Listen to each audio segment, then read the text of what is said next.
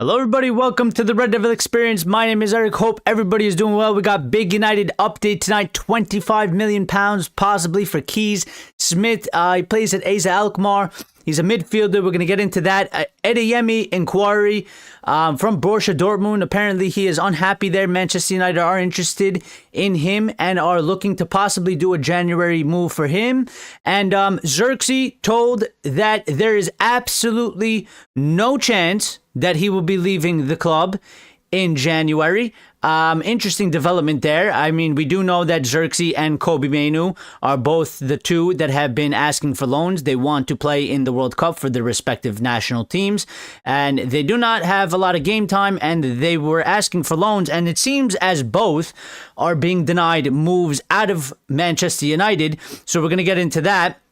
We got a poll running. Which move actually makes us better right now under Amorim? Kees Smit, Adeyemi. Which one would you go for if United were to make a move for either one of those players? Vote and get involved in the chat. Leave your opinions and thoughts in there, and I will read out the best ones. Make sure you smash the like button. Help the channel grow. Get that done, people. It is important to the channel. If you're new and you enjoy the content, make sure you subscribe, but then also hit the notification bell icon. Make sure you do that. So when the algorithm on YouTube is an algorithm, you will still find our show. You will still see the updates, and you'll be part of the show, and you'll be involved in the discussion going forward. But let's just get straight into sort of the news. So I'll sort of kick things off with Adeyemi. And then we'll move forward. We did get this update from Plettigol, who is the German top tier German source over there for the Bundesliga and stuff like that. And he came out and said that Manchester United have inquired about Karim Adeyemi and obtained information from Jorge Mendes, which we have dealt with before. The situation continues to be monitored. Borussia Dortmund are pushing to extend Adeyemi's contract. No agreement so far. The player and Mendes want a release clause included. So there's a bit of a discrepancy going on there. Maybe our name is being used once again for contract and extension or negotiations. Wouldn't be the first time. It's not going to be the last time, that's for sure. And just to kind of hit on a little bit of the summary of what's going on here. Manchester United have initiated contact with Borussia Dortmund. Jorge Mendes, amid stalled contract extension talks where the 23-year-old insists on a release clause per Sky Germany's Florian Plettenberg. Adeyemi's 24-25 season stats show 11 goals and 9 assists in 41 appearances across competitions, highlighting his pace and versatility as a potential fix for United's inconsistent wide attacking options. Fan responses have been split between excitement for a high upside talent and caution over past wing signings like Jadon Sancho, with some viewing the inquiry as routine agent-driven speculation to boost negotiations, which is really what I just hit on. Because listen, if there was a bit, and I did see that there was a small update somewhere saying that he's sort of unhappy about his situation. I think they probably wrote that in a way because they are trying to do, contract negotiations. So I think on this one, for now, as it stands, from what we're seeing, from what is the general consensus about this is, we've been here before. Manchester United their name gets used all the time. We are absolutely huge. We generate the most noise and buzz. If you link your player to our club, it will definitely reach the masses. And you can probably cause a little bit of panic for a club because Adeyemi is a very good player. He's a young talent, 23 years old. I think he's still got a very bright future ahead of him. He's very, very quick, and he is a very good winger in terms of attributes for dribbling and all that sorts of stuff. And he does have a decently good shot on him as well. Borussia Dortmund do not want to lose a player like this, not at his age.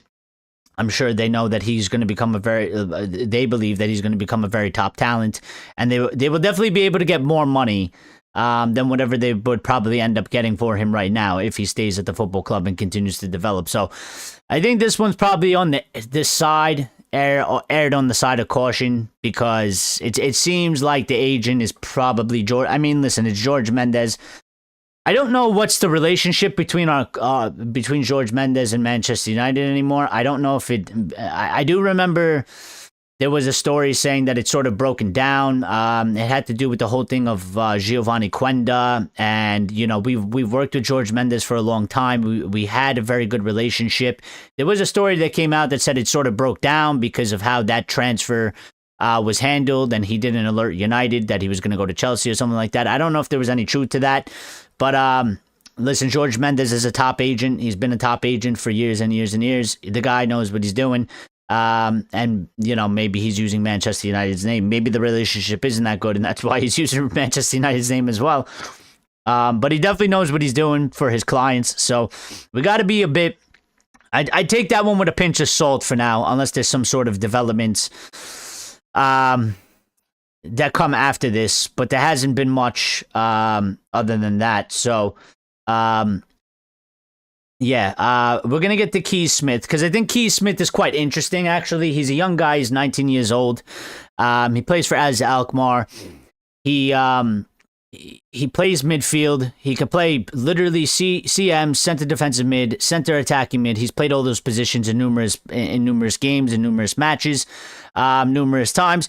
He has also, not a lot, but he has played once or twice as a winger, right wing, probably 1 or 2 matches, and left wing 1 or 2 matches, something along those lines. Actually, I could tell you right now, he's played right wing twice, he's played right midfield once, and he's played left wing 3 times in his career. But attacking mid, he's played matches in attacking mid position 40 times. He's played central midfield as 72 times, and he's played defensive mid 14 times. So generally, more so, he's a center mid / attacking mid.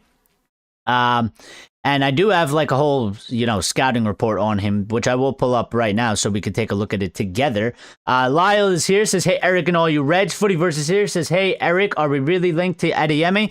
We are, for right now. But again, like I just said, it does seem to have a bit of a taste of our name being used. Listen, I like Adeyemi.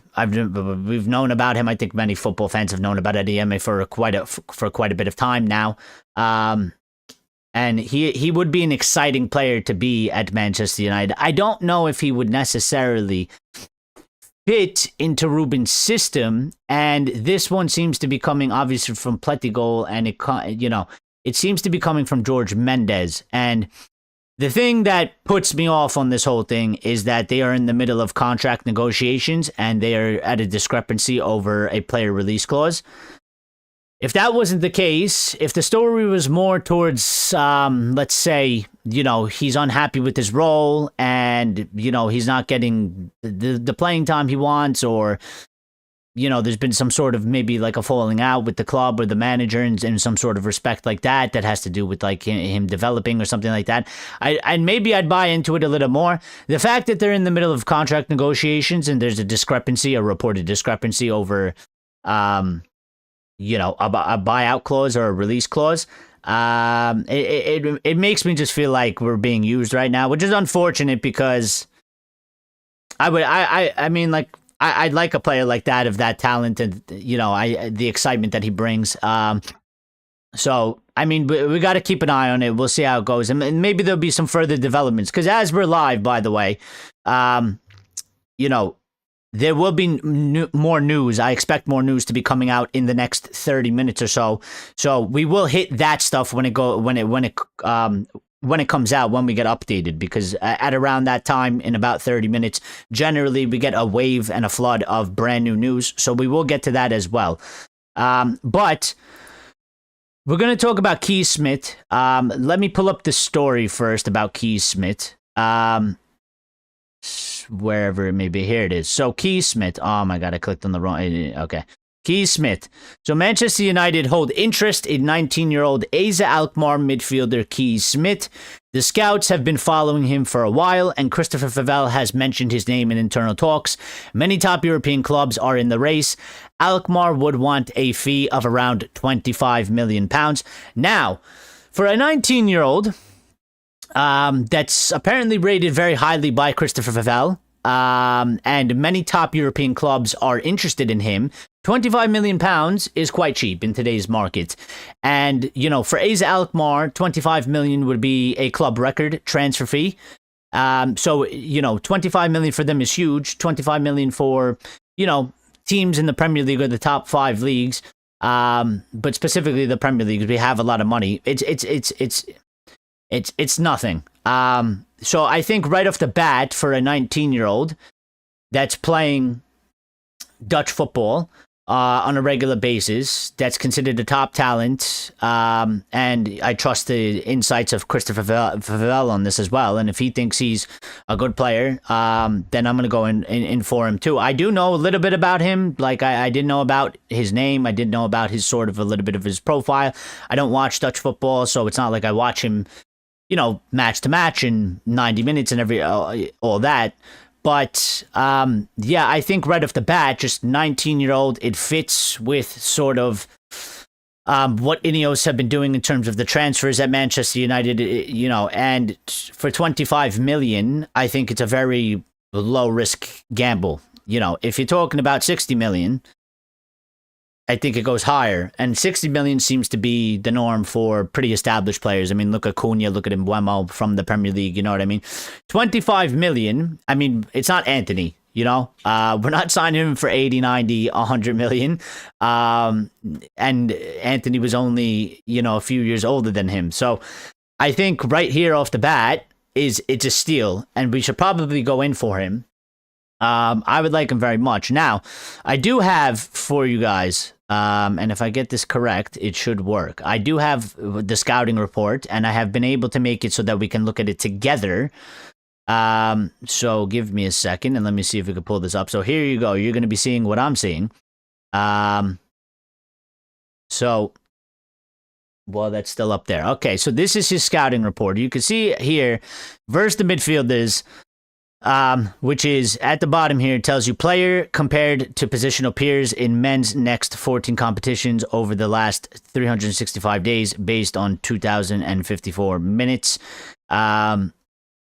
So you could just see a small glimpse, a small little window here, just, you know, standard stats, but it does dive deep. But as you can see, shooting, creating actions, he's in the 94th percentile. He ranks very high. Non-penalty goals and expected assists, he ranks very high. XAG, assists, shots, total, just in some standard stats. Even the passing, I mean, the passing is a little bit low, but he's young and you can improve that, and you would expect that to improve. Progressive passes is decently good. Not exceptional, but decently good. But progressive carries, successful take-ons, touches in the attacking pen, and progressive passes all rank very high. So if we want to dive a little bit deeper here, you'll get like sort of more of the full picture. These are the standard stats. We could go to shooting. You can see where he really sort of lacks and where he excels. I mean, shots on target is quite low. And, you know, as an attacking mid, you would want that to be higher. But is a young profile, 19 years of age, and he's playing in the Dutch league, so there is a lot of room for improvement. But he does take a lot of shots for players in his position.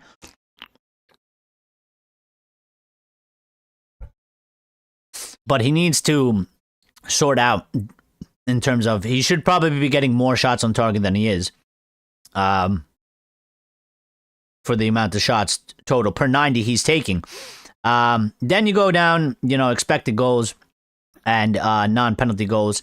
For a 19-year-old, it's pretty good already, you know.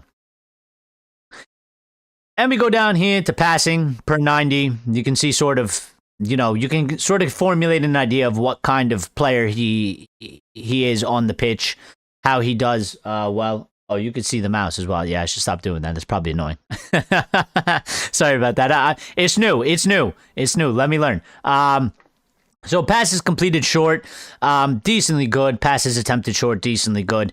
Pass completion, it's at an 88.4%, but compared to who he's been compared to in his peers, he ranks quite low in that percentile, which is just quite funny because it just means that everybody else is just doing really, they're just doing a lot more short passes, and they're completing them a lot more. So, but if you go down here, again, expected assisted goals, high, very high.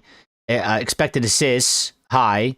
Key passes, which is an important thing for somebody that is an attacking mid or even a center mid, or maybe even if you use him as sort of some sort of a defensive mid. He's doing 2 per 90, and he's ranking in the 93 percentile. And then if you go into the passes into the final third is a bit disappointing, but passes into the penalty area, so he clearly tends to He tends to excel, in and around sort of the box, which used to be kind of like Bruno's whole thing. When we did play a 4-2-3-1, with 110, one attacking mid, and Bruno was that guy. And we all say, Bruno does excel in and around the box. There's actually been even some mentions, Kobe Mainu can do quite well in that position as well. But obviously our formation and system has changed. Now, in terms of the system, you could probably say maybe you could use him in the midfield in terms of where Bruno and Casemiro play. But, I mean, let's take a look at his defensive stats soon. But I think the one position that has just come to my head and mind is that, where Cunha plays on the left-hand side, which is the 10, but his is a little bit more centrally. Considering that he has played, winger a few times, he's not an expert there, but and he is more of an attacking mid / center mid. You could maybe use him in one of these positions. So, yeah, he ranks high percentile in through balls, passing type per 90.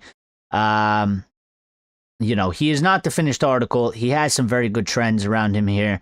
He has some things on the lower end side, but from a 19-year-old, you kind of expect that. He's not going to be absolutely perfect everywhere. And he's going to have to, he's going to have to grow. But, if you look at some of these stats, I mean, shot creating actions, he's doing 4 per 90, and he's ranking the 94 percentile. For a 19-year-old, that is, like, insane. And then also, completed live ball passes that lead to a shot attempt. He's doing 3.3 per 90, and he's ranking the 97 percentile, so that's insane as well. Completed dead ball passes, so basically that leads to a shot attempt, which includes free kicks, corner kicks, kickoffs, throw-ins, and goal kicks. It's at 70, which is pretty, it's slightly above average. It's all right. But this is the one, I mean, he is through the roof here in successful take-ons that lead to a shot attempt. Per 90, 0.31, and 99 percentile. That's insane that he's basically in the top 1% of all competitions across Europe, and leagues. So, now, he's decently in terms of like drawn fouls, defensive actions that lead to a shot attempt. Pretty good as well. Goal creating actions, pretty good. Completed live ball passes that lead to a goal, good. And then you get to here, defensive actions that lead to a goal. 95 percentile, 0.04 per 90. And you come into the defense. Now, this is why I don't think you could probably use him where Bruno is. And he's definitely no Casemiro. Yeah, because, I mean, if you look at his defensive stats here, the only thing that he is really, really good at, or even decently good at, is tackles in the attacking third. And that's because he generally plays up higher, and he is, up the pitch further. But he does do quite well, and that's good for the pressing. And that's what we want to be doing at Manchester United. And that's what we've been trying to do, and that's what we need. So he's, in that sense, just in the attacking third part, he has a bit of a Conor Gallagher there. But obviously, Conor Gallagher is much better in all these other stats as well. Conor Gallagher is very balanced on both the offensive and defensive side. Possession, he tends to do very well, as you can see with these stats right here, especially for a 19-year-old. And this is quite encouraging as well. So, I like that Manchester United, are on, or he's on Manchester United's radar. I like the fact that. Again, it seems like Vavell is very keen and aware of this. And I think if we could go for him, I'd definitely be in for it. I think it's a signing that we should probably try and do. I want more of these sort of signings. We obviously need, maybe some more older, maybe sort of more finished article type of players as well. But yeah, 19-year-old for 25 million with those sorts of stats and, you know, kind of how he plays the game. I think it's a good gamble. It's a good risk for the football club to take. And we got to see if there's, you know, any other developments that sort of carry into this. I will just check for a second to see if I can find anything else that wasn't really in the initial update. You know, this came out about 2 hours ago. Smit, here we go. So we've been tracking him for months, and again, Vivell highlighting him internally. I trust Vivell fully, and Vivell has a very good track record on these types of players as well. You know, we are facing competition, apparently, reportedly, from Barcelona, Real Madrid, and Newcastle, who are also pursuing the Dutch youth international valued at 22 to 25 million pounds. He's being likened to Pedri for his technical prowess, and vision. He impressed at the 2025 Under-19 Euros with the goal-scoring display, and is featured in 32 senior Eredivisie games this season, which I think is not this season, but last season. Showcasing maturity beyond his age in a possession-based role, which actually, possession-based role fits exactly what we need. Possession-based role, I mean, we do need players that can do better in possession, and create in possession, and move the ball forward in possession. And it says this interest aligns with United's youth recruitment strategy, which I mentioned under Ruben Amorim and Ineos, potentially filling a creative midfield gap. Though AZ demands a club record fee and Smith's adaptation to the Premier League intensity remains untested. And that is probably the biggest sort of part of the gamble. I mean, it's one thing to be doing this in the Eredivisie, and there's a reason why the Eredivisie is not considered a top 5 league. And we've seen, you know, Anthony come from the Eredivisie and, you know, not be good at all in the Premier League. And he's found a home in La Liga. But as I continue to say on every show, La Liga is not the Premier League. And not that it's a bad league, but it's just a different type of football, and it's a different, you know, it's totally different. So it's one thing to be able to play in the Premier League. We've seen many players come from abroad and succeed, but we've also seen many players come from abroad and absolutely fail and bite the dust. And then go to a different league like Serie A, like La Liga, or, you know, League One, and do very well. It's a different level, I think, and I will always continue to say, as long as it's true, and I think it still is true. I think the Premier League is obviously the best league. I think it's the most competitive league, and I think it's the hardest league to be good in. You know, I've said this for the likes of, even, you know, look at Jadon Sancho. I mean, he excelled phenomenally in the Bundesliga at Dortmund when he was there permanently, and then even when we sent him back on loan, his best loan that he's had since he came back to us was at Dortmund.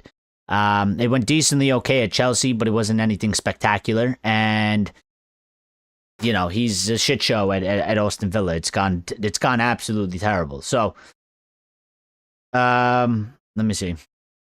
Where's the chat? So we have 3 votes so far.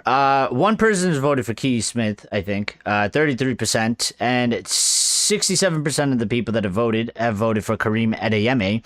And then people are probably wondering who the hell Slavador Blopa, or I don't even know if that's how you pronounce his name correctly, but people are probably wondering who Slavador Blopa is. Well, I will sort of tell you, but there isn't too much to go into a deep dive on it because he is quite young. But we did get this update from Mail Sport saying Manchester United are exploring a move for Sporting Lisbon prospect Salvador Blopa, who is 18 years old, and that is from Simon Jones. Now, Salvador Blopa is a young player coming through at Sporting Lisbon. Salvador. If I'm not mistaken, I'm pretty sure he plays right wing back, or can play right wing back of some sort. And I'm gonna double check for you, and I'm gonna tell you exactly.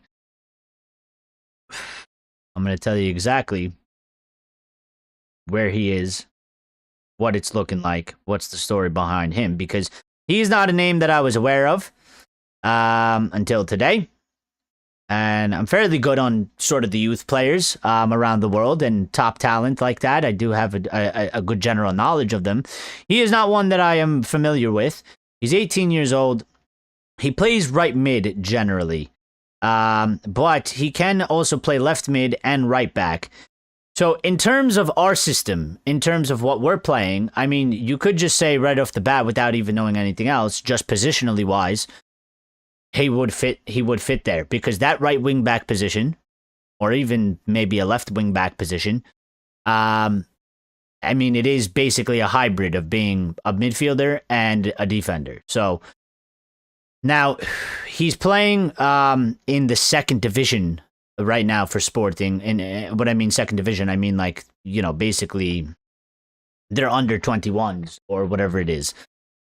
So he is not in the first team for Sporting, but he has 9 appearances, 1 goal, 1 assist. I tried to look up the stats for him in terms of, like, you know, what he's doing per game, but you can't really find them. They're not really available. So he is. So he's actually, I'm sorry, I got that wrong. So he's actually on the Sporting B team, which is a bit different. I mean, their setup is a bit different. They have like an under 17 team, then they have an under 23 team, and he went from the under 23 team at 18 years of age. So 24-25, he was on the under 17 team. This summer he went from wait.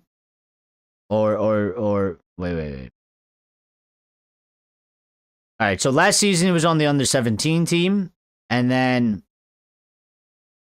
which was last season, and then it says this season, no.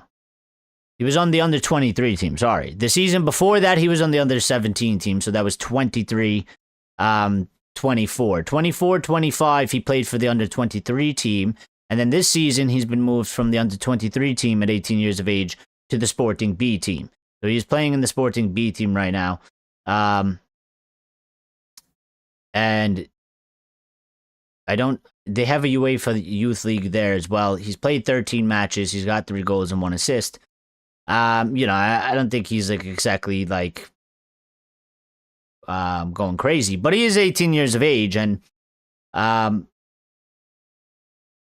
positionally wise, he could potentially fit there. But I mean, I guess we got to see what happens with that. I'll try to pull a little bit more information on this. So here we go. 18 years old, Sporting, versatile right back / midfielder, which is what we've been looking for. We look for versatility now. It is important to Ruben's system. It is important, I think, in general to the football club, actually, regardless of if, Ruben's system or Ruben being the manager. I think versatility is versatility is a bit underrated in fan discussion at times, and I think it's important for the football club, because I think versatility helps with regardless of who is the manager at the time. If you get one manager, he might play in one position. If you get another manager, he could play in a different position if he's able to play in those positions. He is 6'2". So, I mean, he's actually 18-year-old, 6'2", right back / right midfielder. He's absolutely huge for that position. That's kind of quite crazy. I would love to know, and I would love to see. I'm actually seeing a clip right here that somebody has posted and say, buy him and loan him back to Sporting. I'm watching clips of him. Maybe I can bring it up on the screen for you. If, I could do this. We could take a look at him together. Let me see how I do this, though. Give me this. That doesn't really help. Please be kind. Let's see if I could pull this up for you. So, I want to do this, and I want to do this. Where did it go? Here. Okay. If I put this in, is it gonna work, or am I gonna embarrass myself on stream? Okay. Okay. Okay. Make it bigger. Sorry about the little login thing. I don't know how to get rid of that, but this is sort of, and I'm looking at it with you. This is sort of what we're looking at right now. 18-year-old, 6'2", right back / right mid.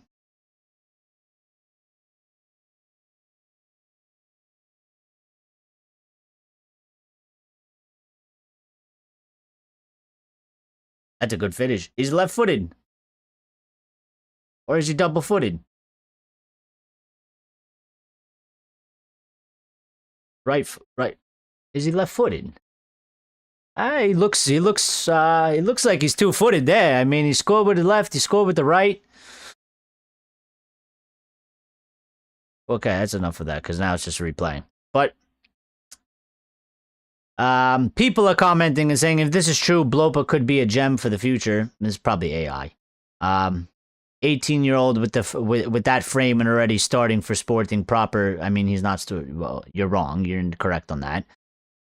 People are saying Portugal's Dynamo prodigy, 18-year-old Sporting CP breakout, senior debut brace versus Alvareca, October 25th. Tasha win, first youth double since Pietro. Versatile right mid, right back phenomenon. Portugal under 18 ace building to Euro 2028 glory. Somebody has asked Grok what his preferred position and preferred foot. Can he play multiple positions? Is his playing style and characteristics, and is he ambidextrous? I would like to see what Grok has said to this.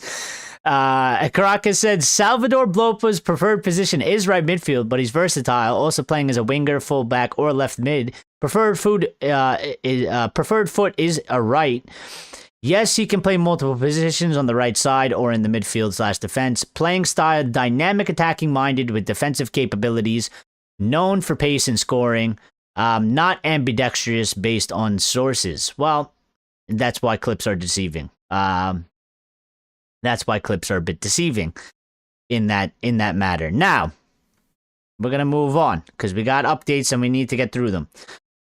One of this minor update, we're going to hit on it. I don't think we're going to talk about it too much, but Cheetah Obi was invited to train with the Manchester United first team this week. I don't think that's like huge breaking news. We have been doing sort of this, especially when there has been the international breaks, you know, because we have players such as Zirkzee, Manu, Mason Mount, and some others that are senior players that are not going on international duty because they have not been called up. But we do have a large list of players, basically our main senior squad. The majority of them are on international duty, so the group there is quite small. And so what we have been doing, which I think we should probably be doing anyway, because it's a bit common sense, but it's been good to see that we're doing it, is that we have been calling up, you know, these younger players to train with the others that haven't gone on international duty. So Cheeto was invited to train. He has gone with the first team to train. He was excited to be back in there. Again, I think Cheeto is... I still think Cheeto is probably far away from getting, you know, opportunities or chances in the first team. I think what is probably going to have to happen for Cheeto is probably get a loan out somewhere, and go and actually play, you know, a good amount. I mean, the thing is, from Arsenal in 2024, you know, he did score 32 goals in 28 under 18 matches the prior season. He's continued his form with hat-tricks for United's under 21s. But we're talking about going, you know, it's one thing to do it in the under 18s. I don't know how necessarily those stats are comparing to the under 21s at United, but you're talking about going from the under 21s to the senior team. It's a big leap. So I don't know if he's necessarily that close, especially this season. Listen, we all know this season there is just a lack of opportunities and a lack of options at the current moment because we only play one match a week, and you're going to have to use your senior experienced players. People don't agree with that, and that's fine if you don't agree with it, but that's just the way things are rolling. So you have to have at least an understanding of the situation of what's going on in terms of We have senior players. They should be more developed. They should have a better understanding. They should be on paper or in theory. They should be more reliable. And that's the direction that we're going, or that we've chosen to go, specifically this season. We're going with them. And we're leaning on them. And, Ruben's not being, I would say, maybe so cutthroat in terms of maybe what he did at Sporting once upon a time. And maybe it's because he can't do it because of the level of the Premier League. Maybe in the Portuguese league, because of the level, it's easier to get away in terms of you can probably call up 2 or 3 younger guys and say, you know what, you senior pros that I'm supposed to be relying on and you're supposed to have more experience, you're shit, and I'm kicking you out of the team essentially for these like 18-year-olds and have the 18-year-olds go and perform in the league on a weekly basis. I think that's probably quite obvious. Like, for that to work in the Premier League, I think, especially, where we're at, off of the season we came off last time, the progress we still need to make, I think it would just be a failed thing to try and do, which is why we're not doing it. Now, we will get to Joshua Zirkzee in a bit or in a second, but there has been an update about Marcus Rashford and his transfer. Fabrizio Romano coming and providing us this update, saying that Marcus Rashford is expected to leave Manchester United on a permanent transfer in 2026. Slow sports news, Fabrizio. Barcelona will take their time to decide on the €30 million buy option, but they are very happy with the player. Well, I'm happy that they're happy with the player, and hopefully he keeps it up. Now, there has been some reports that because Barca have been so happy, they might push it forward and not take their time.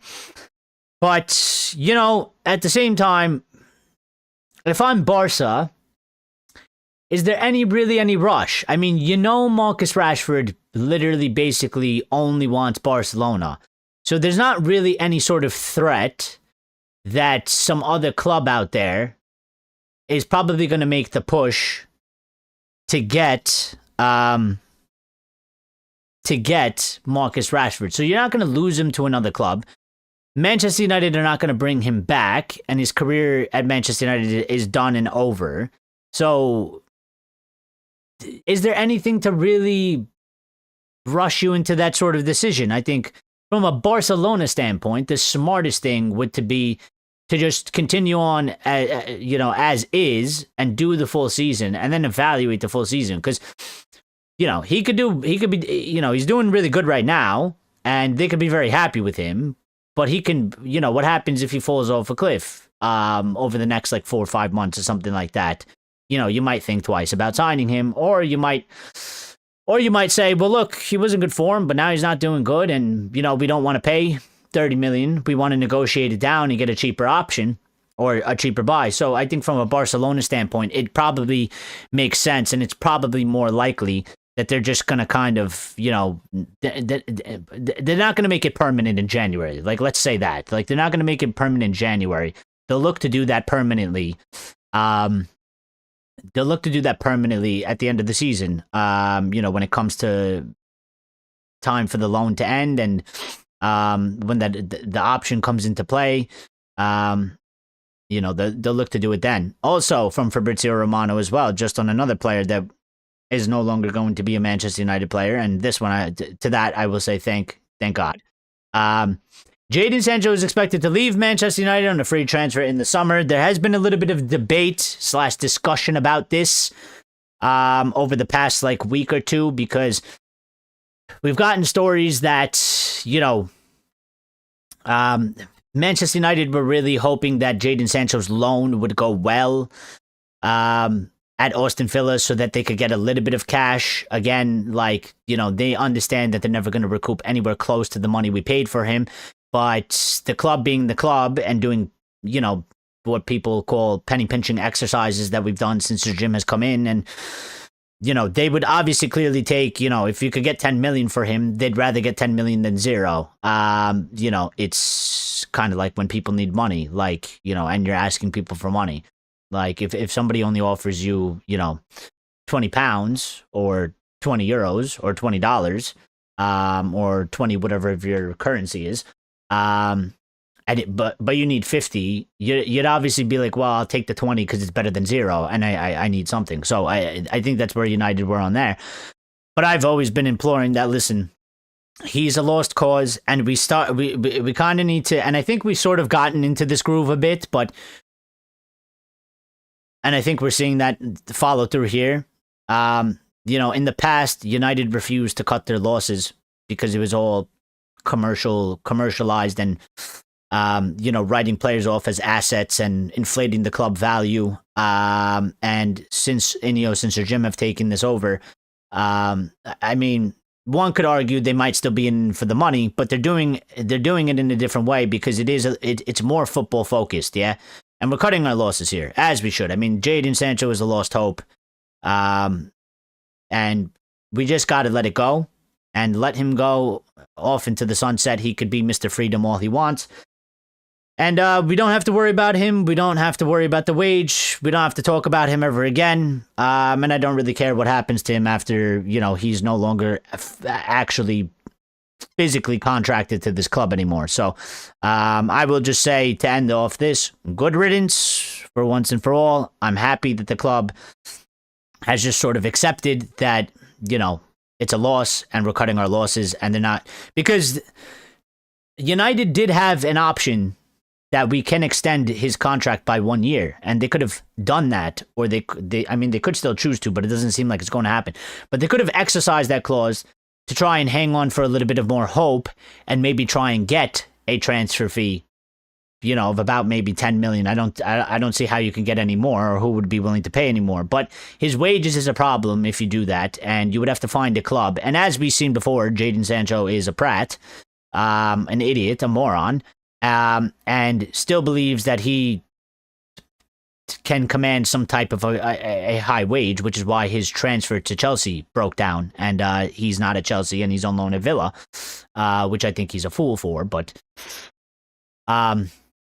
so yeah, we would be taking a monumental, not a monumental, but it's just a stupid risk. It's a stupid, dumb risk, because if we extend it and we can't find somebody to buy, which I feel like is highly, highly unlikely, then we'd have to probably loan him out, because we're not going to use him. His wage, we don't want to pay it.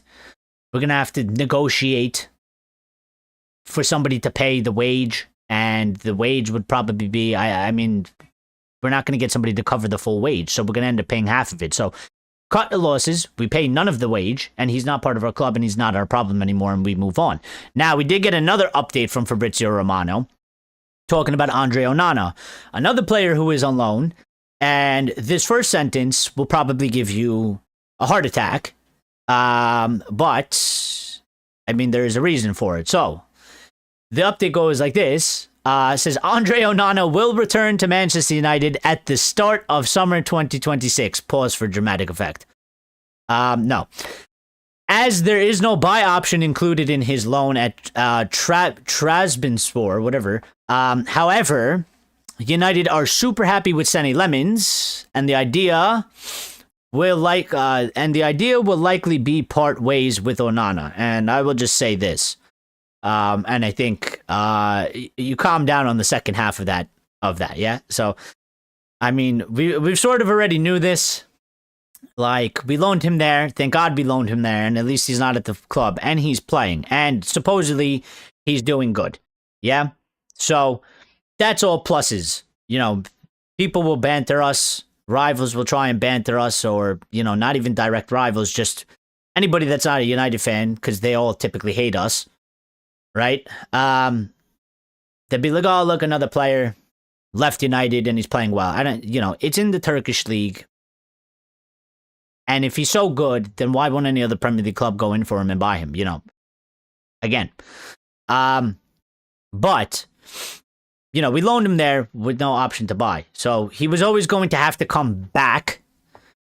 but his days are absolutely numbered. There is absolutely no way. I don't believe for a second his career is done at Manchester United. I don't think anybody has to worry about him being part of our squad or, you know, not the club not looking to sell him. He's totally 100% done. We're all happy with Senny Lemons. Senny Lemons has taken that spot, rightfully so. I think he deserves it. He's the best goalkeeper in terms of what we've got available, and that would be, you know, him, Bayender, whoever else is at the club. I think there's like a couple other goalkeepers, young guys. Vitek's on loan, and then you have Onana, who would be coming back.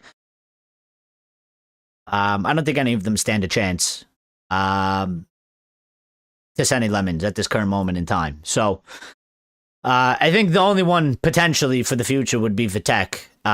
He's younger than Senny Lemons, but he might be one that comes up and maybe rivals for Senny Lemons after a certain point. It depends how Senny Lemons continues to grow and develop. And it also depends how Vitek continues to grow and develop over the next, couple years. He's still on the younger side, so I think he needs more experience. He needs to be loaned out and stuff like that. Now, we did get there is this update. I don't know about this source. His name is Francois Razu. Sanchi's here. Says, what's up, Sanchi? How you doing, buddy? We're just doing the transfer update. We're going over all the transfer news, loan players that we could potentially be getting in loan ourselves, players that we've sent out on loan. Anybody watching, I mean, you might not necessarily have an opinion on anything, on any of these sort of updates about these players, because a lot of them are fringe or whatever, or we've talked about them. I mean, if you want to get in the comments and just put out a thought, opinion, or anything that's been bothering you, surrounding United, or something that you want to talk about, throw in the comment. I will get to it. So it doesn't have to necessarily be on the topic. This is international break. We'll be a little bit more free about it. We don't have to be so strict about it. So, I was listening to you while driving. Well, thank you. I appreciate that. I guess that means I have a decently good voice if you're able to listen to me while I'm driving. So, and glad that you were listening and not watching while you were driving. We want you to be safe, Sanchi. Don't to anybody out there, do not watch me while I'm driving. Just listen. We don't want you to crash. We want you to get home and be safe, okay? So, one of these other updates, again, I don't know this guy. I'm trusting the aggregator on this. His name is Francois Rossi. He's some sort of a journalist from somewhere. He's got 12K followers, so again, it's not Simon Stone, it's not Ben Jacobs. Take it with, I guess, a pinch of salt. But Manchester United have scouted both Jeremy Jacquet and Mohamed Kader Mite for Rennes against Paris FC last week. So 2 players from the League One. I will try to get a little bit more update, a little bit more details on this. Manchester United scouts attended Rennes' League One match against Paris FC on November 8, 2025, to evaluate 20-year-old centre-back Jeremy Jacquet, versatile defender, and a 18-year-old striker Mohamed Kader Mite, aerial threat with 2 goals in 5 appearances. So one defender, one striker. One's 18 and one's 20. The interest in Jacquet aligns with reports of him on United's shortlist as Harry Maguire's successor amid competition from Arsenal and Real Madrid, reflecting technical director Lars Ricken's emphasis on young, high-ceiling talents. They're talking about Arsenal there, or Real Madrid. Mite, a French under-21 international with rapid progression from Rennes' academy, embodies United's shift toward cost-effective scouting in League One, where similar prospects like Eduardo Camavinga previously succeeded. Again, I'm very happy that we're doing this. I still think that we need to actually go and get these players, or like find the gems, and I would like to see like more of them coming in. But I'm very happy that we have sort of transformed the club over the last 2 years into doing this. Because as we continue to do more work on this, as we continue to sort of expand the scouting pool and look at for these sorts of deals, and there are players out there, like they mentioned Eduardo Camavinga. He came from there. We got Lenny Yoro from there, although we paid a high fee for Lenny Yoro. I don't think we would be paying the same type of fee for both of these guys, but I'm very happy that the club has begun doing this. I'm happy that the club is doing this on a more consistent basis, on a better basis. We need to be doing this. This is going to benefit us immensely over the next few years, especially if we're, on the money and we're doing the right things in terms of looking in the right areas and having the right people on the job doing these things. And I trust Christopher Vivell heavily on this, and the people that he's working with that work under him. So, and there was just an update about this as well that was back on October 31st. And it was that Vivell has reportedly added Jeremy Jacquet to Manchester United defender shortlist for the upcoming transfer window. Amorim side are looking for a versatile centre-back as a Maguire replacement. Interest from Arsenal and Madrid seen as a top defender for the summer market, which is, again, it's interesting, that we're keeping tabs on young talents like Jacquet and Mite. It shows, that they are serious about building for the future. Rene's in the past has produced good, gems, and it could be a smart move for us. Any update for January? Well, I think there might have been a couple updates for January.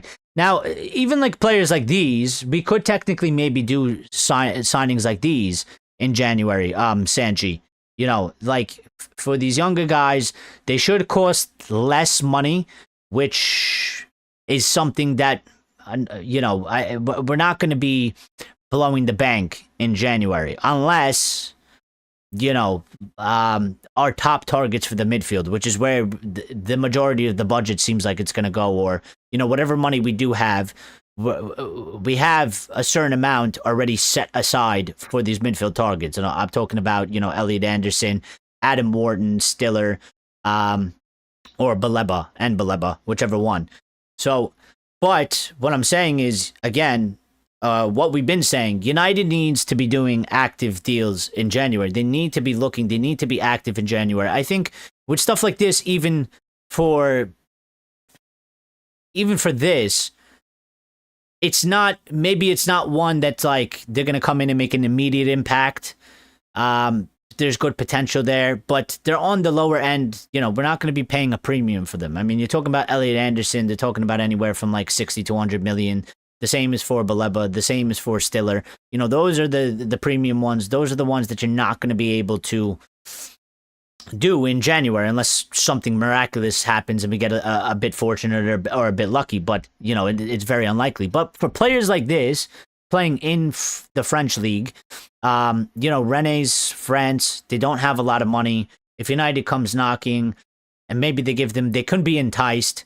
And these are clubs that are more, they're more like selling clubs, yeah? They know their role. They know that, they produce players, and when a big club comes, they don't really shut the door on it. They do sort of open to negotiations, and they are willing to do deals. So this is an angle that we could be looking at for possibly January. Now, they didn't tell us specifically that it's going to be for January, but it could be a possibility.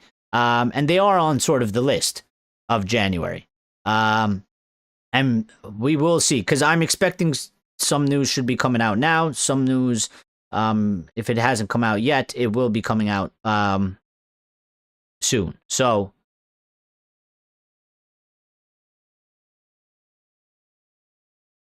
we have a lot of young prospects that United are watching, Portugal, France, and all that stuff. So I think we are making progress in that area.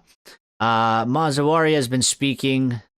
Has done some sort of an interview to the press.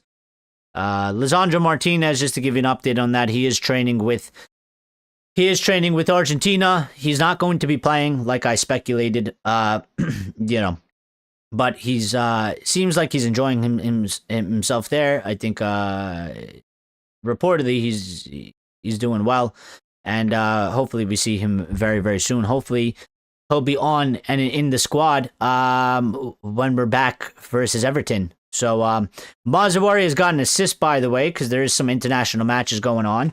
Morocco are beating Mozambique 1-0. Maz has gotten the assist for that goal.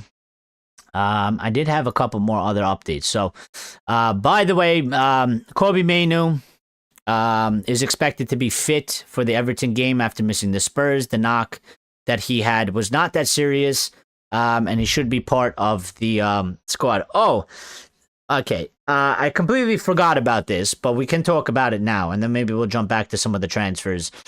I actually almost was going to lead with this, and then I totally forgot. But Eric Cantona, obviously Manchester United legend, did some speaking, or did some sort of an interview somewhere, heavily criticized Sir Jim Ratcliffe and the new owners.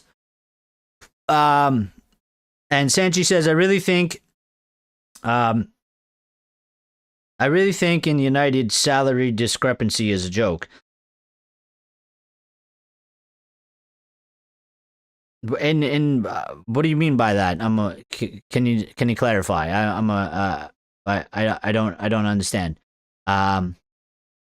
Nothing wrong about what you said. I don't understand. So just clarify it for me. I'm sorry if I'm stupid. But yeah, sometimes I have brain farts. But Eric Cantona, Sesko earns 160K.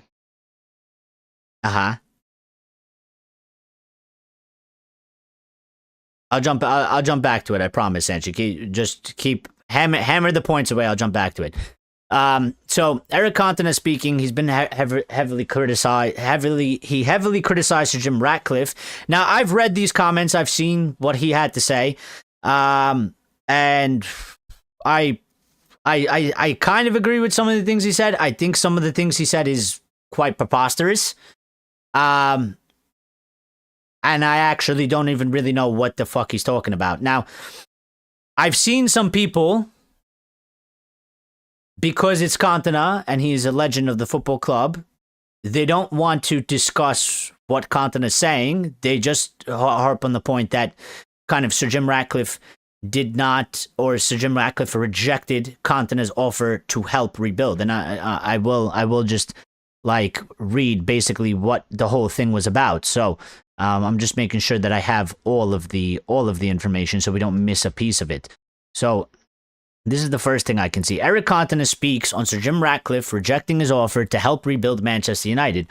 And he said, Eric Cantona, these are his words, said, I have many other passions and projects, but I thought that for 2 or 3 years I could maybe put those to the side and try to give something to this club, which has given everything to me.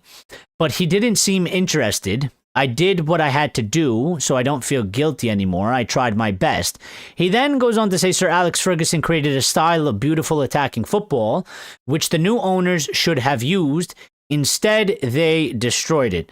Now, for me personally, I completely, totally, 110% disagree with the last part where he says that Sir Alex created a style of beautiful attacking football, which the new owners should have used. Instead, they destroyed it. And it's not the first bit. It's the part where he says that they should have used it and that they destroyed it.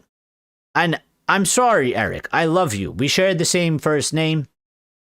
Number 7, one of my favorite players to be at this football club. I've always protected him for his sort of outbursts and extravagancy that he's sometimes displayed. I never found a problem with that, and I respect him a lot. But I don't agree and I don't see how there's any truth to in what way has Ineos destroyed what the football, the attacking football that Ferguson created.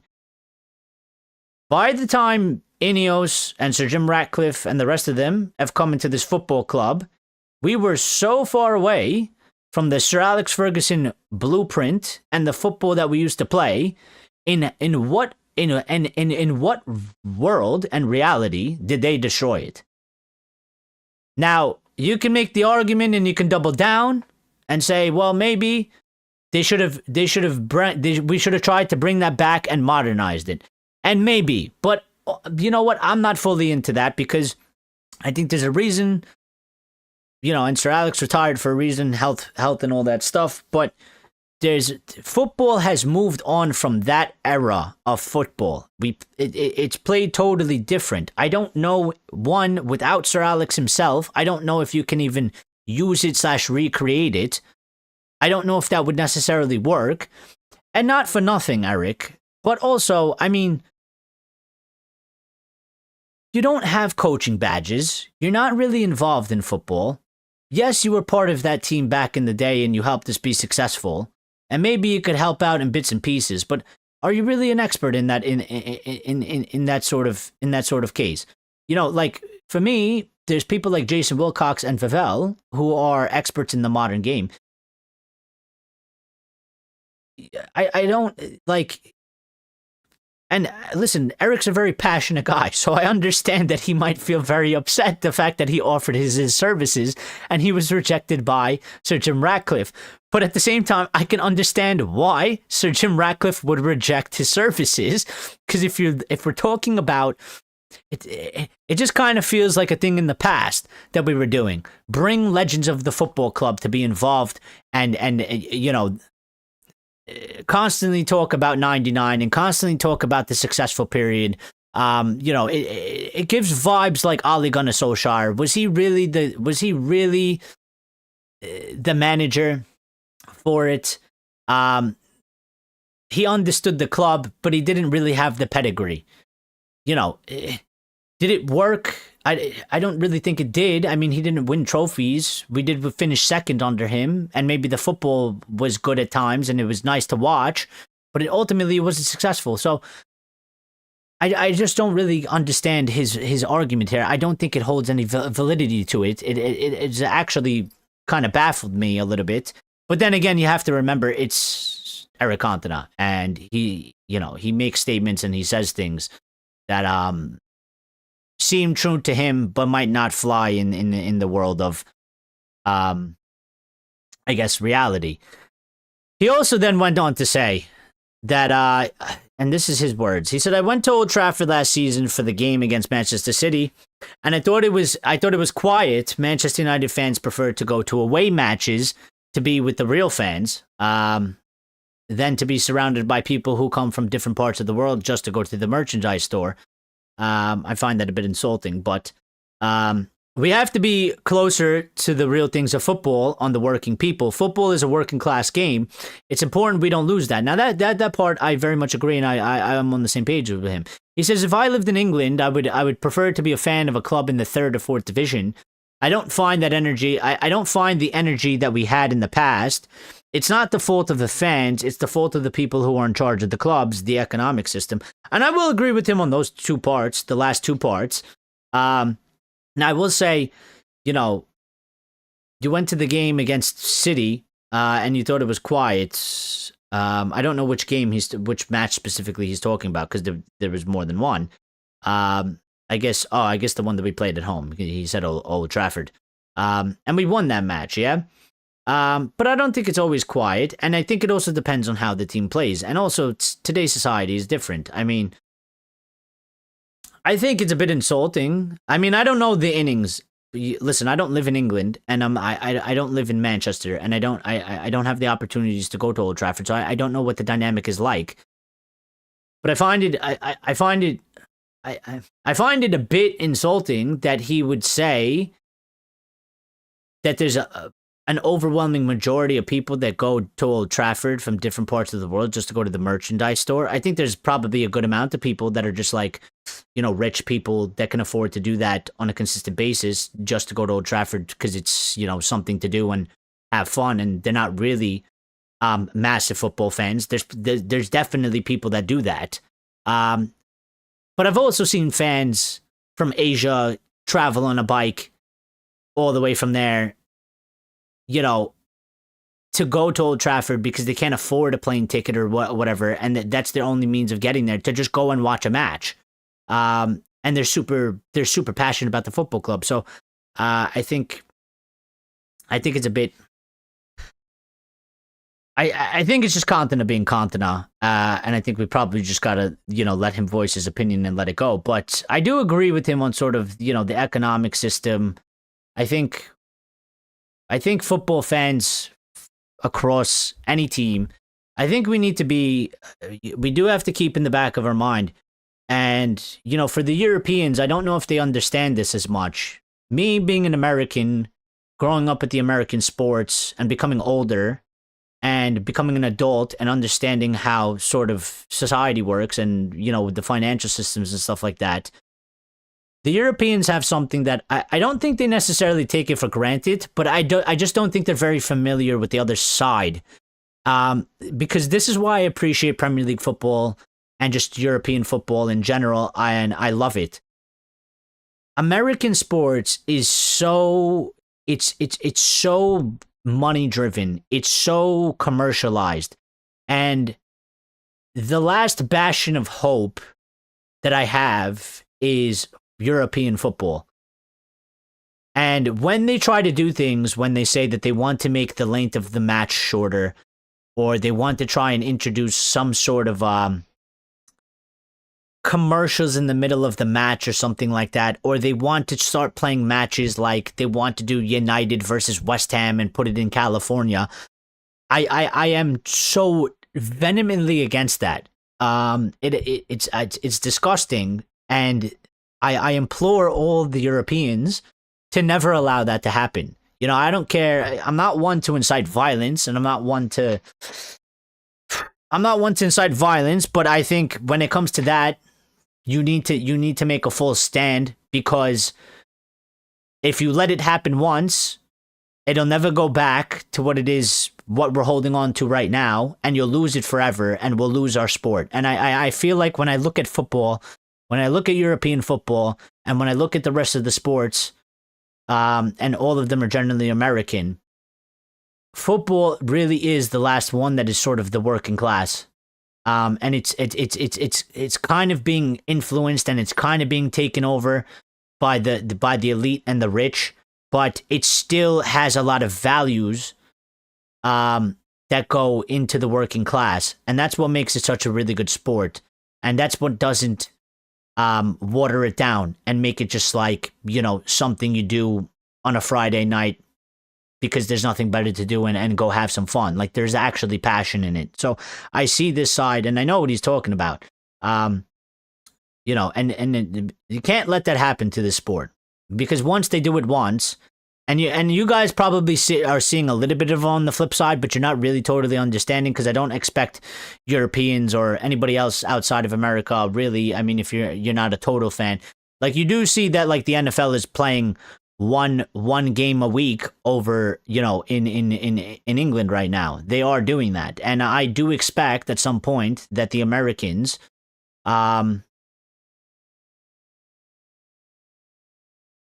some sort of reciprocal thing, or maybe people in football want to reciprocate that and bring the Premier League over.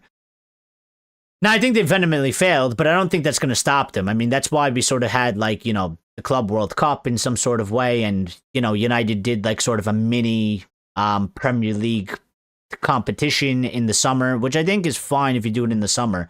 You can't do it in official Premier League matches. So, Sanchi was saying, though, and I need to get back to his comment, because I did promise that. He said, I think that in United's salary discrepancy is a joke. He says, Sesko earns 160K. Meno is still at like 25K. Why will they not give him a better package? Well, there is a discrepancy in how much money he's asking for, because I'm pretty sure he's asking for over 160K. And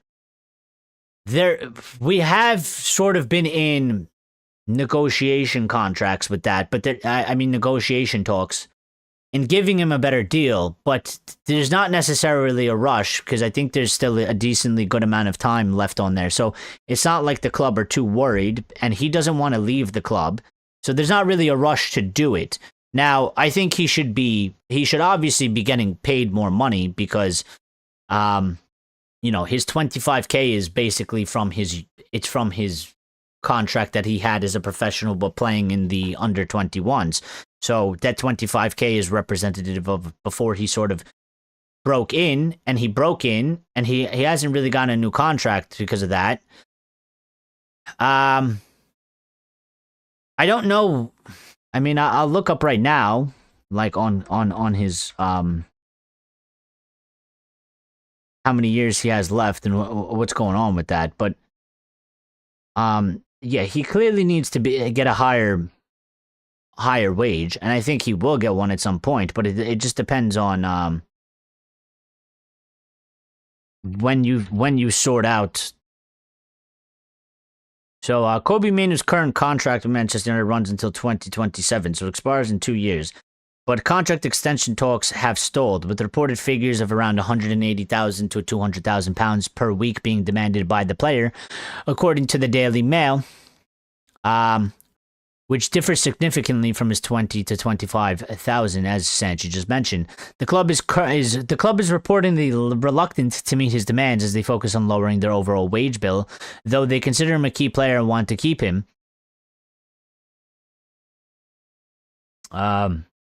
So his deal is set to expire in June 2027, but I do believe that we do have the club has a 1-year option as well, so they can make it end in 2028 instead of 2027, which they can definitely do. So essentially, the way I look at it is there's 3 years left on his contract. They do want to give him a new contract. They do want to give him a new wage. We have a discrepancy over. And I'm going to be quite honest. While Sesko is earning 160K,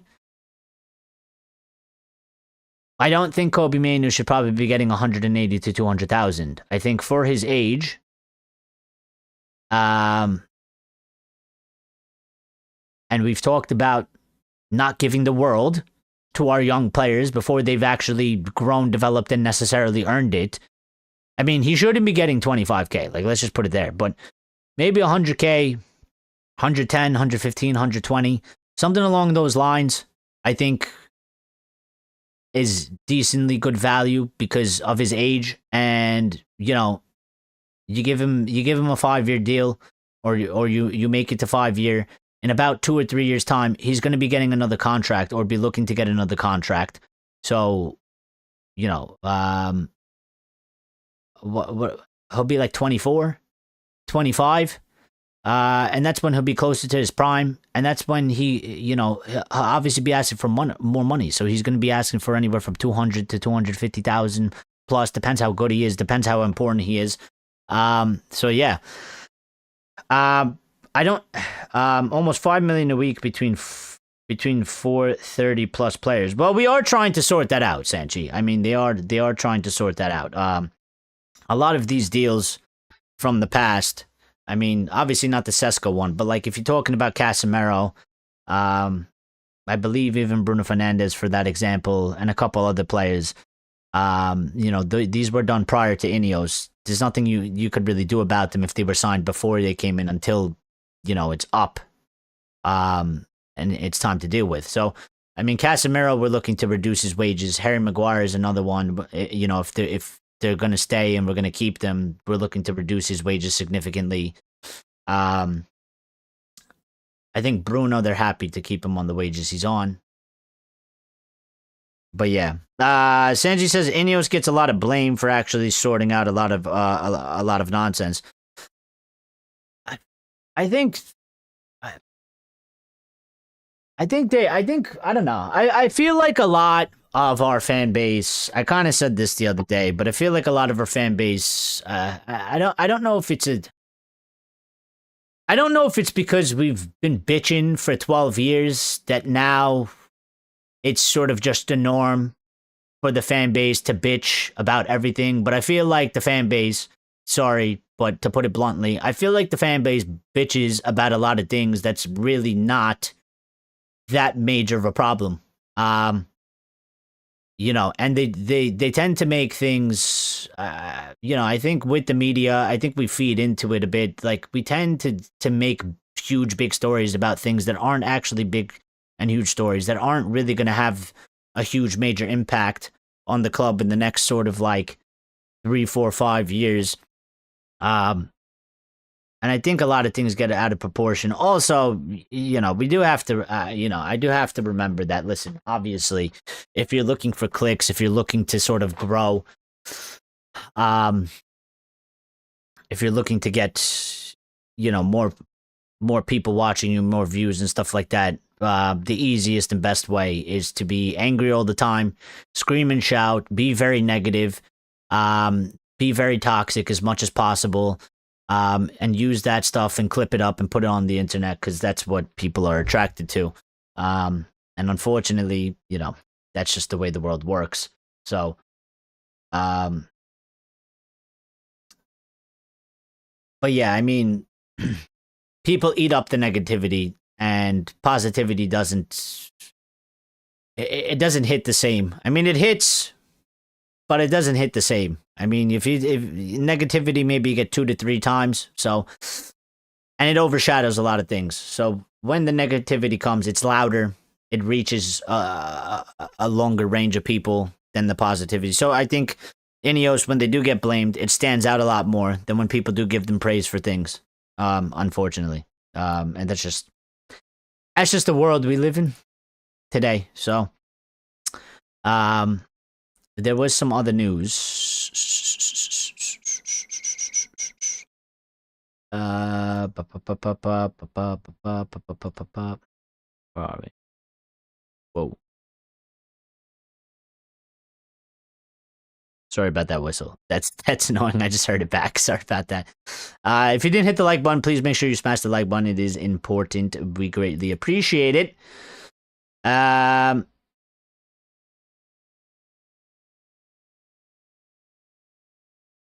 Lenny Yoro, he's still in the under 21s, which I find insane. But I mean, I guess France does have they have a large pool of players, and he's gonna have to wait for his time.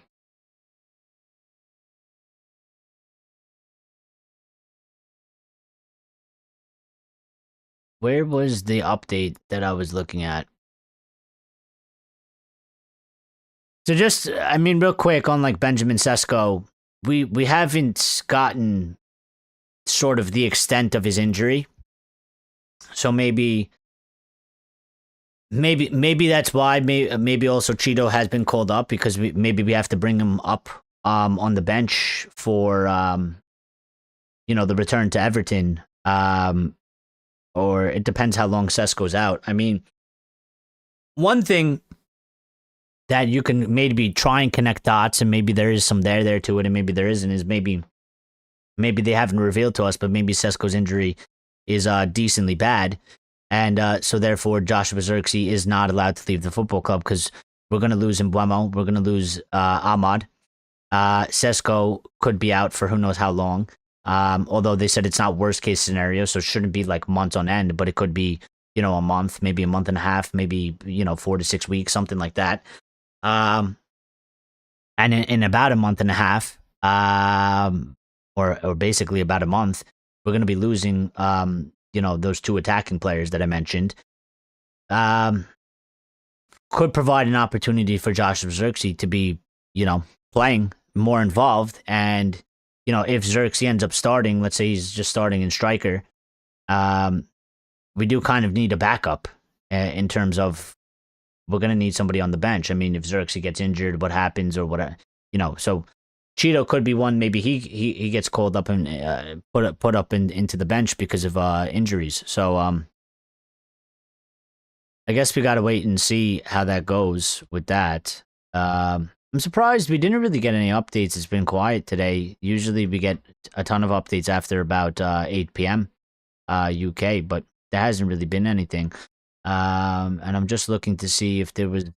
I saw some stories earlier. I might have missed them. We'll close out the show. If you want, you could get in the chat, and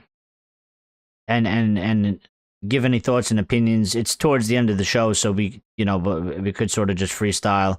If you have anything that's sort of been bothering you, or sort of discussion or topic that we didn't talk about or we didn't really cover, or you want to further on a point or a belief that you got out there, go for it in the chat, and we'll close out the show with it. I will sort of say this at this moment in time. I have gotten the call in set up. I've got it to work. It is set up, so it is ready to go. So we will be implementing a call-in segment / show coming up soon. When we return. I'm thinking if anybody has any ideas, please put them forward. You could do it in the Discord, or you could do it in the live chat if you want. If you're not in the Discord, but you should get in the Discord, and the link to the Discord is pinned in the pinned comment. What you think, what would be best? My two ideas is we can implement it on the Red Devil recap. So after the match has gone live and we do the Red Devil recap where we discuss the match that we just watched and we discuss the performances, we can do a segment of that show where we open up the line for people to actually call in and give their opinions on the match. We could do it there, or we could dedicate basically just a show one day out of the week somewhere, where we just do like basically a little bit of news. We'll open up a call segment and people can just call in and either give an opinion on said news that day, or whatever topic they would like. So that's where I'm thinking about right now. I haven't decided which one I'm going to do. I might just try both and see which one goes better. But yes, the call-in is set up. I've got it set up. It's ready to go. So we're going to be implementing that soon. And obviously, as you've seen, we got a new logo and stuff like that. I got to send it over to Lyle because he is working on some stuff on the channel. Actually, he's working on some stuff. I know one thing, but last time he said that he was working on some things, multiple, plural, and they're so top secret that even I don't know what they are. So I'm excited to see whenever it is, and it doesn't matter when it is. I don't want to put any pressure on him. He has a job and he has things he's got to take care of. So, and I'm not paying him for these things, even though I offered him once upon a time. But I don't pay him for these things. He does it out of the kindness of his heart because he's such a good person and he wants to support the channel. So to that, I'm always grateful. But I'm excited to see what they are when we get them. So I got to send him the new logo updated, and I got to get on that. I'm juggling a few things though. But I promise, Lyle, if you're listening, I will get that over to you. So just bear with me. You know me by now.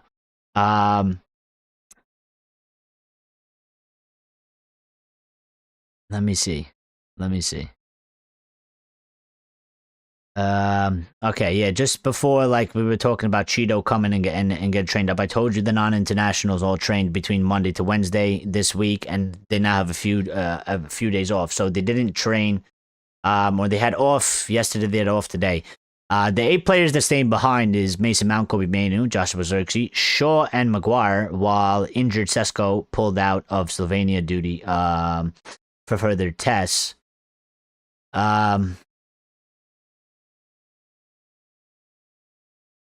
And just a further bit on the Zirkzee update, a little bit more information, like that he has been told there is no chance of a mid-season departure from United. Zirkzee has not started a game for United since April, but to be fair, not about this season, last season, he didn't start a game since April because he got injured.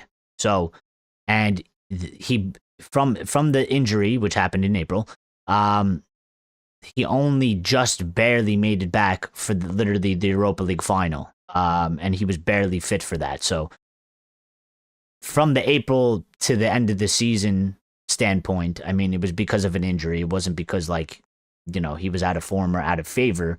And it's not the same sort of thing that's going on now with Joshua Zirkzee in terms of that, just like it's hard to get him in because there's a lack of matches and Ruben Amorim prefers, Mbeumo and Cunha and others ahead of him. But they said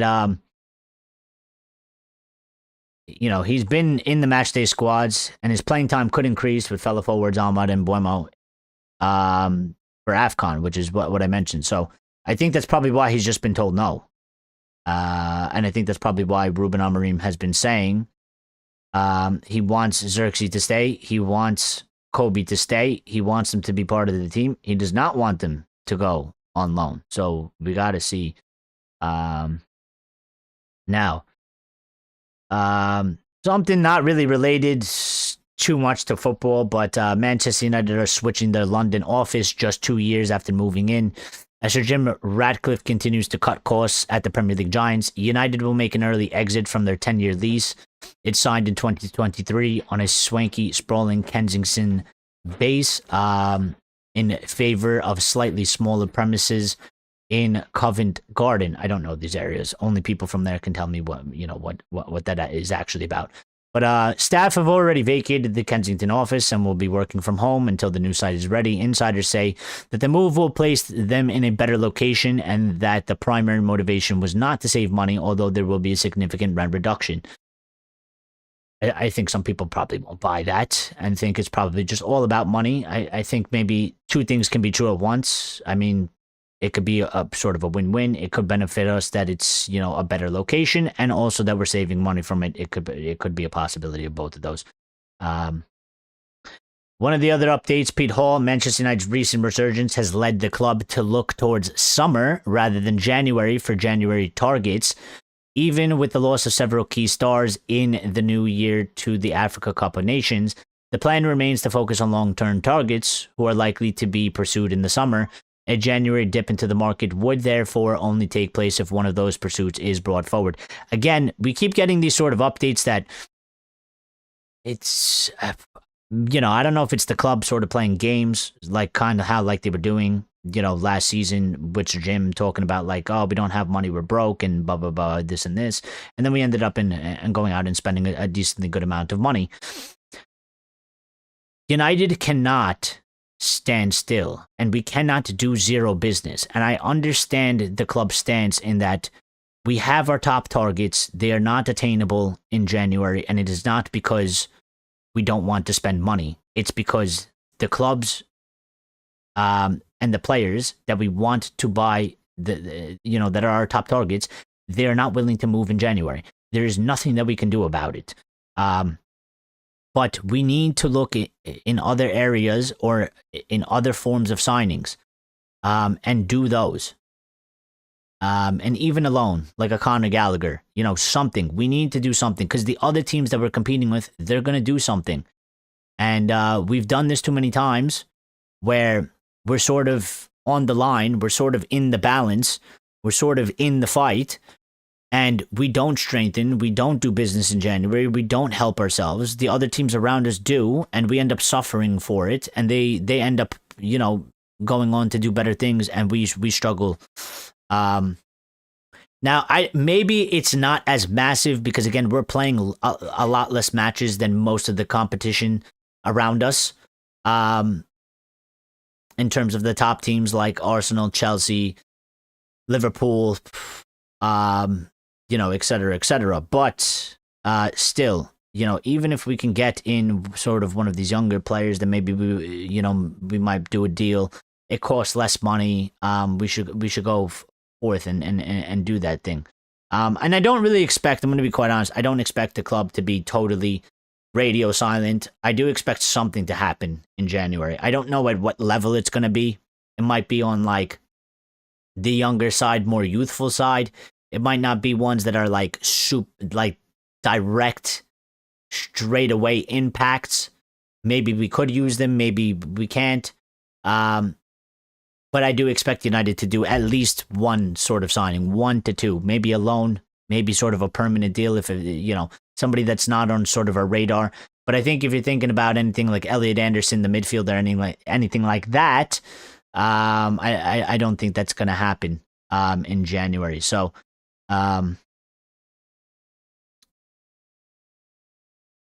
Now, on a goalkeeper situation, Sonny Lemons looks like the club's long-term number one as it stands, and they appear to be looking for a backup. Manchester United have set their sights on Malmo FF's Melker Elborg. I know nothing about him. He made his first team debut. He's played 14 matches for Malmo so far, keeping 7 clean sheets and conceding 7 goals. United have included Elborg in their shortlist. Such a transfer wouldn't be costly, and it's a situation to keep an eye on. Now, again, this is what I'm saying. Exactly what I just talked about. It's probably something you could do in January. It's not going to cost a lot. He's young. Backup goalkeeper. I know it's not one that's going to like excite the fans, and it's not one that's going to like solve our midfield problem, but it's still to the betterment of the club. We're getting sort of a position and transfer out of the way. If it doesn't help us immediately, it will help us later on, because it's one less that we got to focus on in the summer. The summer is going to be a hard one because of the World Cup. There's going to be less time, and we're going to need to make moves. And we all know how hard the January, window can be. So,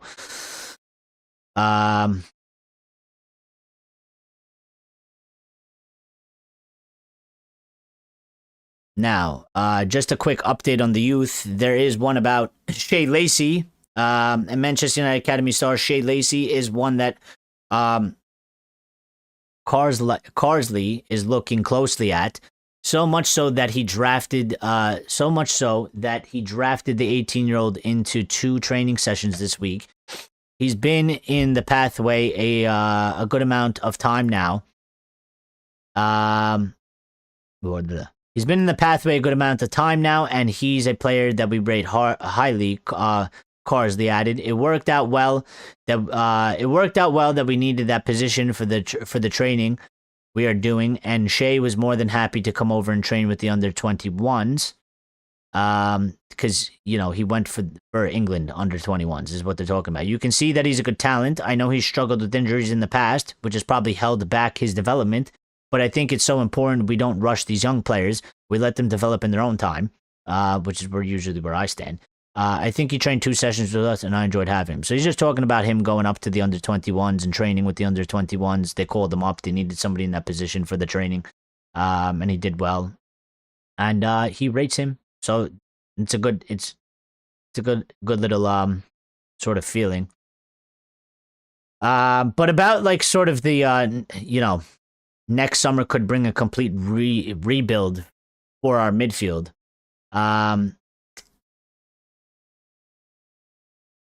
Every midfielder in our current squad, basically, and this is true, they all have sort of question marks over or hanging over their future in one way or another. Some more serious, some less serious. But I mean, Bruno Fernandes, right now, is our captain, is supposed to be our leader, our most creative player, but his future isn't necessarily guaranteed. There's still serious interest from Saudi Arabia, with clubs ready to offer him a massive contract, and United can't match those wages. And also, if they give us good money, we got to take that. There's always a potential, like if we fail to secure Champions League football again, he might be more willing to accept an offer from Saudi Arabia. He'll be 32 next summer. It could be sort of his like last big move for big money. Some people would feel like it would be a massive blow to United. Some people wouldn't think it needs to happen, and we got to do it, and it wouldn't be a massive blow. Some people rate his leadership and mentality. Some people don't. But this is why we need to have planning and backups, and it's good that we have such an extensive list for the midfield as well. You look at Casemiro,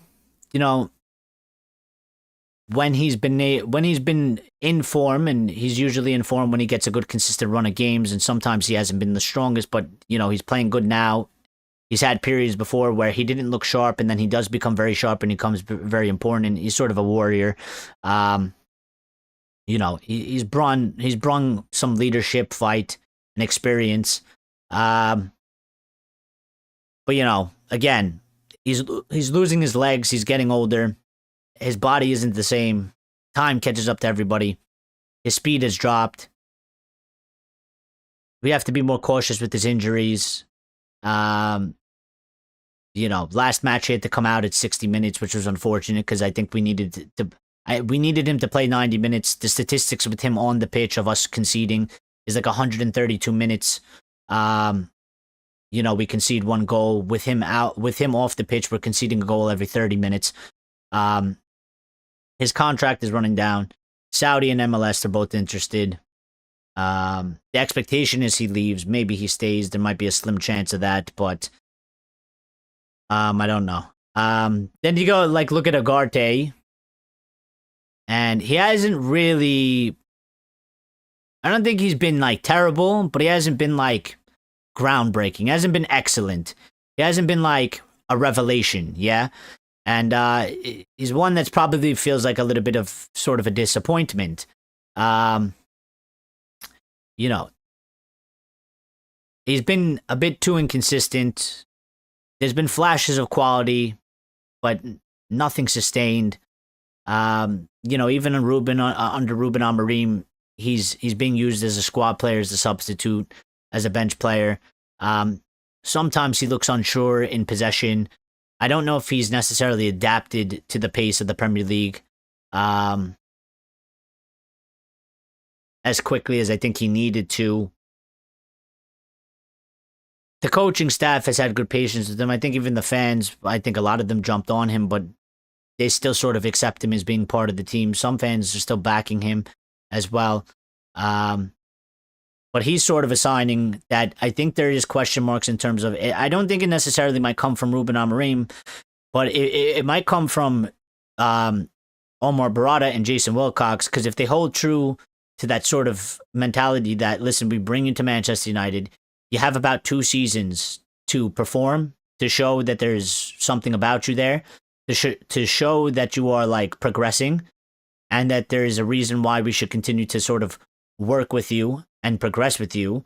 This is his second season, and this is the one, I think, based off his first season, I think his second season needs to go better than it's going. So from a hierarchy standpoint, they might be looking to maybe move him on when the summer comes. And if they do it, I'd probably be a little bit, disappointed that it happens, because I had high hopes for him. But I can't be a hypocrite in that I asked the club to be more ruthless and operate like a proper football club and do what's best for the football club. And also, if it's not working out, it's not working out, and we need to cut our losses early and move on and get somebody else in and try something else in, because that's what all the top clubs do. And that was one of the big things Manchester City do. I mean, they're still doing it. I mean, look what they just did with the goalkeeper position. They bring in James Trafford. Dude had one shitty match. Pep said, "Nah, fuck this. Go get me, John Luigi Donnarumma."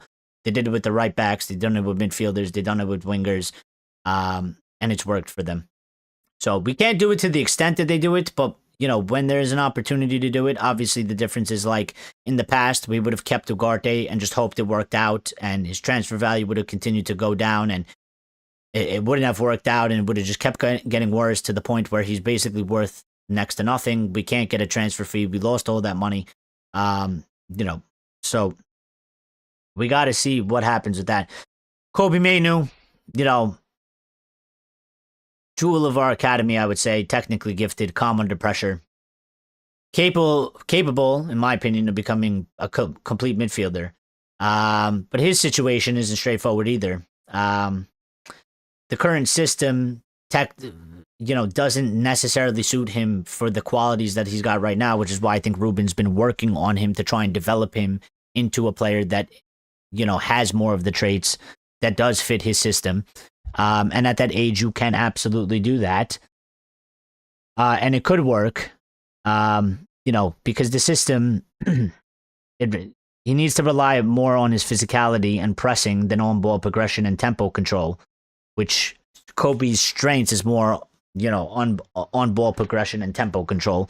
But he needs to be stronger, physically stronger, and he needs to be better at the pressing. Those are not 2 areas where he necessarily excels at. That's why I think he's not necessarily starting. But he's been struggling for consistent game time. And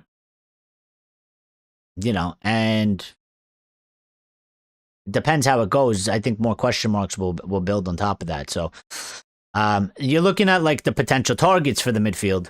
once again, Elliot Anderson, Nottingham Forest. He's energetic, technical, fits Amorim's pressing system, still young, but his work rate and versatility are impressive. There's obviously Carlos Baleba, Brighton. He's strong. We've talked about how he's sort of a destroyer, dynamic, excellent in transitions. Has the potential to grow into a complete midfielder with the right coaching. Adam Wharton, Crystal Palace, calm on the ball, composed under pressure, and one of the most mature young English midfielders around. João Gomez, Wolves. He's relentless, aggressive, full of fight, kind of player you'd bring, who'd bring bite and passion back into our midfield. I actually think like João Gomez would probably be, in my opinion, a good Ugarte replacement. Because I think that's what I really expected from Ugarte. Relentless, aggressive. Remember, I used to call him like a little pit bull. But I don't think he's sort of lived up to my expectations in that area. Sometimes he is, sometimes he's not. Sometimes it's not enough. I feel like I've been left with, and I guess Ruben is the same. I'm being left with like it's not enough from Ugarte. Like I feel like there's room for more, and we're not getting it. So maybe João Gomez would be a good replacement for him if we were to get rid of Manuel Ugarte. Angelo Stiller, we've talked about him. Highly intelligent. He has good IQ, reading of the game. As a midfielder, great passing range, very tidy in possession, player who could bring control and composure to the build-up at Manchester United. Conor Gallagher, I've mentioned him many times. Premier League proven, full of energy, relentless in pressing. He's the one that I talk about. Pressing-wise, tackling-wise, both sides of the pitch. In the attacking third, the defensive third, he's basically the same on both ends. He's very high quality in that, proper engine in the midfield. Could suit Amorim's sort of high intensity football. I think he does, and that's why we're looking at him.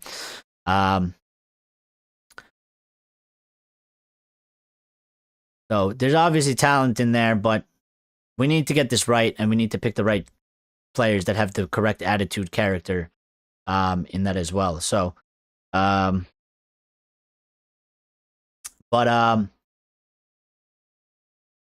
yep. Oh, I've gone way over. Okay. Well, that's the end of the show for today. Tomorrow we will be back live. Thank you to anybody that got involved in the chat, and thank you to all the people that have been out there listening. Thank you to everybody that smashed the like button. We greatly appreciate you for that. Tomorrow we're going to be live. I will tell you the time that we'll be live. It should be up in the community post. I'll make another community post, and I'll keep you posted in the Discord.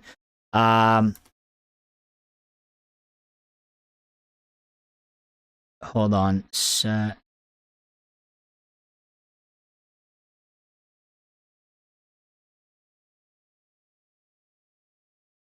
tomorrow we will be going live, but it's going to be at a different time, I believe. I don't think I'm going to go live at 7:15 p.m. UK, because it is Saturday, and it's a different vibe. It's the weekend, people are home, and then people go out later, so we try to optimize it best for I'll probably around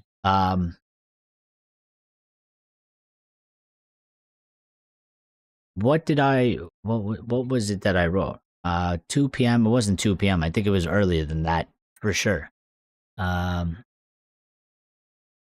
me go in here. Let me go in the Discord. Oh yes, it's just slightly earlier. 6 p.m. 6 p.m. 6 p.m. UK, so not 7:15 p.m. UK. Tomorrow we will be going live at 6 p.m. UK.